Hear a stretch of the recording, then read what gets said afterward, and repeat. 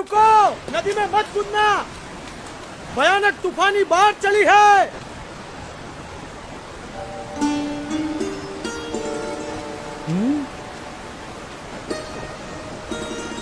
अरे कूदे तो मर जाओगे, वापस आओ, रुक जाओ, ठहरो, मर जाओगे। कहाँ गया? लगता है पानी के भंवरों ने उसे खींच लिया, डुबो दिया। इतनी भयानक बाढ़, उसका जीवित रहना असंभव। मर गया बेचारा। कहाँ गया वो बच्चा? कहीं नजर नहीं आ रहा। राम राम। मर गया बेचारा।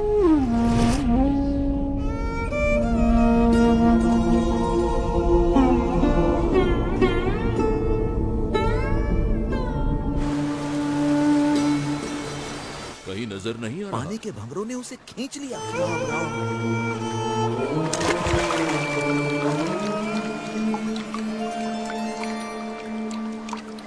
इतनी भयानक बाढ़ में उसका जीवित रहना असंभव है। बेचारा। अरे पता नहीं कौन होगा ये वो। कैसे बच गया?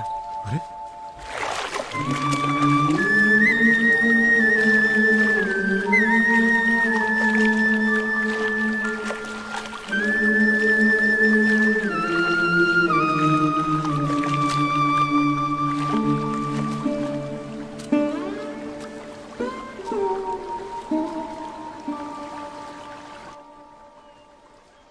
आप इतनी सहजता से इतनी तूफानी बाढ़ में कैसे कूद गए? आपको डर नहीं लगा? भीतर की शांति ऊपर के तूफानों को भी शांत कर देती है। ऊपर के तूफानों से डरोगे तो भीतर की शांति कैसे पाओगे?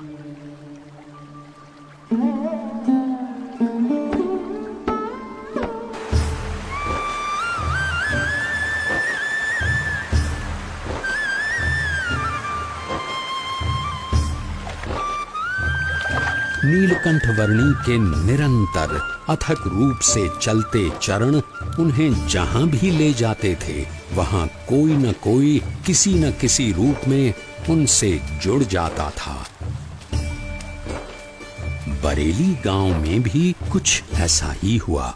अरे पिछले साल तो इतनी बाढ़ आई थी कि गांव के सारे घरों में पानी घुस गया था। यहाँ तक कि हमारे खेतों में भी फसल बर्बाद होते होते रह गई थी। हम भी अपनी भेड़ बकरियों को बड़ी मुसीबत से बचा पाए थे। वैसे भी कुदरत के सामने हम क्या कर सकते हैं? जो भगवान चाहेंगे वही होगा, सब उसके हाथ में है। हाँ, सो तो है। हरि करे सो होय जगत में, हरि करे सो होय, चाहे करे नर कोटि उपाय, कर दूजो कोय जगत में हरि।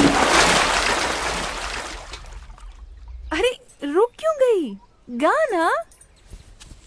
हाँ? कितना प्यारा बच्चा है। केवल बच्चा है या कुछ? इतना छोटा बालक और योगी।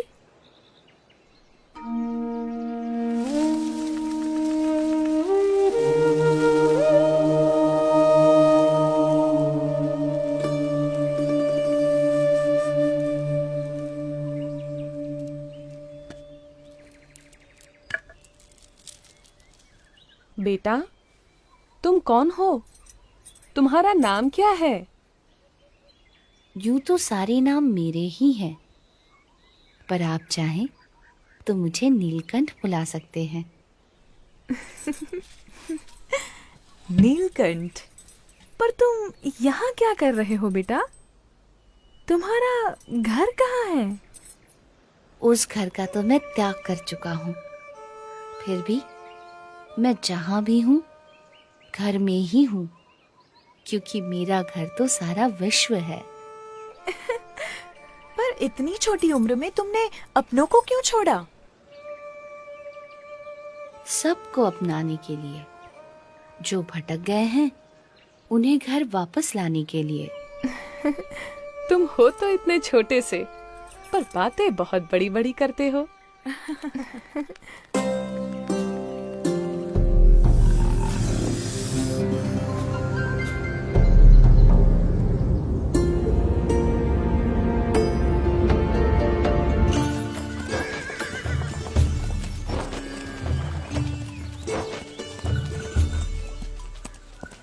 भैया, यहाँ आसपास में कोई जगह है जहाँ नारद जी ने तपश्चर्या की थी? हाँ, उस जगह का नाम ही नारद वन है। यहीं से उस तरफ का रास्ता पड़ता है। अरे वो बच्चा अकेला जा रहा है। किंतु तुम्हारा अकेले वहां जाना ठीक नहीं होगा, बड़ी भयानक जगह है। नीलकंठ वर्णी ऐसे भयानक वनों में भी सहज रूप से चले जाते थे जहां दिन में भी सूरज की किरणें प्रवेश नहीं कर सकती थीं।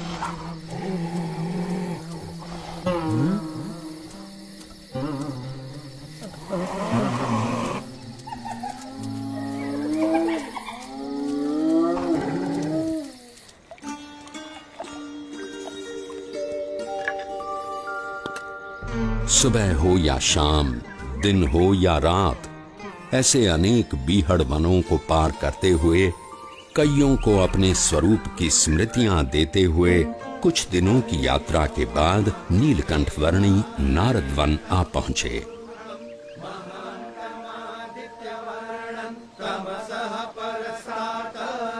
तमेव विदित्वाति मृत्युमेति नान्यः पन्था विद्यते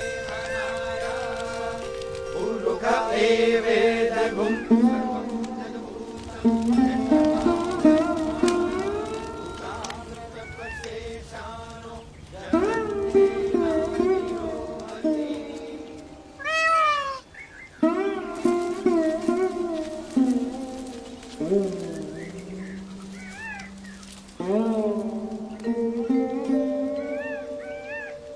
आपके दर्शन मात्र से प्रतीत होता है कि कई वर्षों से जिनका स्मरण हम अपने हृदय में करते आए हैं, वो भगवान स्वयं आज हमारे समक्ष प्रकट खड़े हैं।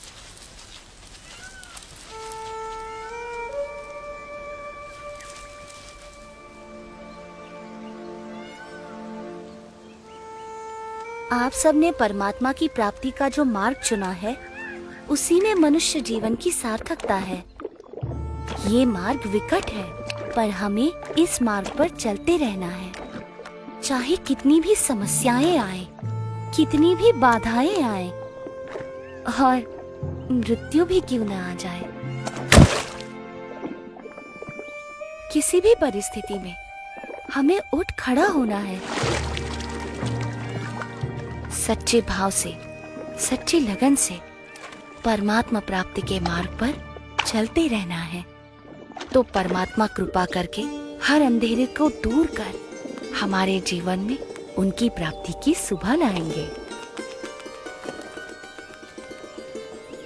नीलकंठ वर्णी की कल्याण यात्रा में कई ऐसे लोग थे जिन्होंने उनकी सेवा का अवसर जाने न दिया। ये भी ग्रहण कीजिए। चाहे वो कोई सामान्य भाविक जन हो या फिर स्वयं गंगा जी भी क्यों न हो।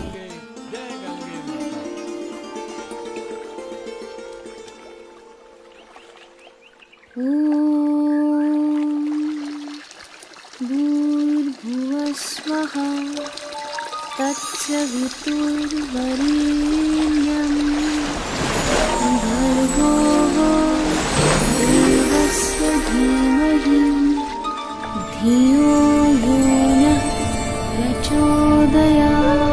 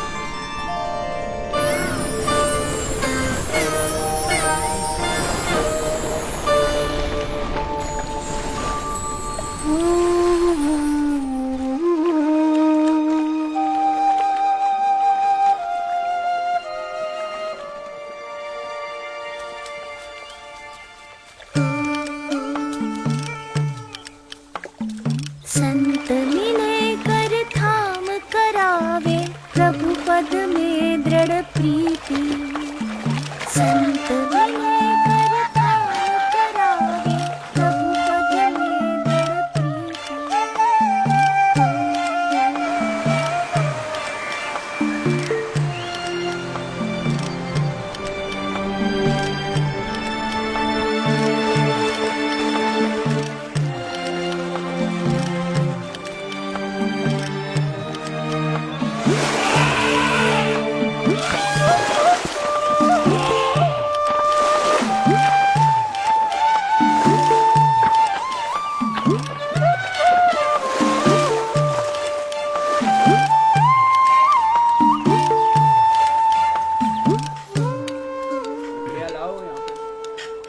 थोड़े चावल लाओ।